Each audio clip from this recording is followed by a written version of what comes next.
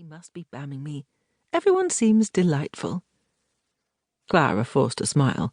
She doubted that as well. They linked arms and strolled back to the ballroom with Philip in their wake, then picked their way around the dance floor. Observing the dancers as they headed back to their seats, she said, "Ellie, you are surely the prettiest girl here." "I concur," agreed her brother. "Eleanora, you do the Weston family credit." Pain lanced through Clara at his words. She had brought the Weston family absolutely no credit with her catastrophic marriage to Lord Simon Tinniswood. The scandalous outcome of that marriage, which her family was desperate to hush up, had forced them to move to deepest Devonshire, where they weren't known, and had put enormous pressure on their finances.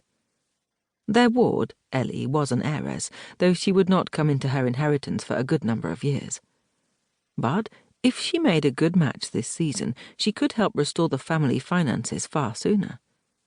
The Duke of Ulvercombe, with his principal residence no more than half an hour's ride away from the Westons' new home at Lawton Court, was the most eligible and the wealthiest bachelor in the district. As if that thought had conjured him up, Clara saw him stride into the ballroom, then stop, staring directly at them. Flushing, she turned away, but not before she'd seen him start beating a path in their direction. "Ellie, get ready to make your curtsy," she advised. "Oh no, is he coming over here?" Ellie asked worriedly.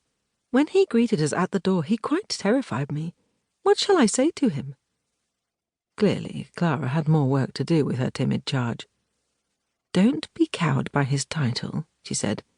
"Beneath all the show, he's just a man, and, trust me, they have many weaknesses." Ellie's hand flew to her mouth. "Oh, I'm so sorry. I didn't mean to remind you of Lord Tinniswood." Fortunately, Ellie knew only that Simon was dead, not the horrible truth of what had happened during the marriage. Summoning up a bright smile, Clara said, "You're forgiven. Now, you mustn't let anything spoil your enjoyment of the evening." "Good, there's that winsome smile I like to see. Don't let it fade again." As they settled into their seats, she wondered if Ellie would be happy with a husband like Ulvercombe. Settling her in such an advantageous marriage would give Clara the freedom she so desperately needed. She could set up her own establishment and be at the beck and call of no man. Despite loving her brother dearly, it rankled to have to follow his rigid rules of conduct. As if she weren't a grown woman, able to make her own decisions and her own rules. Cheered by this happy vision of future freedom, she looked up, then chuckled. "Oh dear, I see the Duke has been waylaid by some matchmaking mammas. How miserable he looks. He must be anxious to reach you, Ellie, before your dance card is full." Because, Lord knew, he wasn't coming to write his name in hers.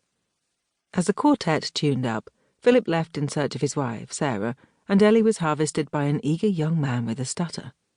Clara avoided making eye contact with any available gentleman, not wanting to dance under the speculative gaze of the matchmakers and the tabbies. How many of them, she wondered, cared to remember that the lofty Duke's grandfather had been an inveterate gambler and acknowledged card-sharp?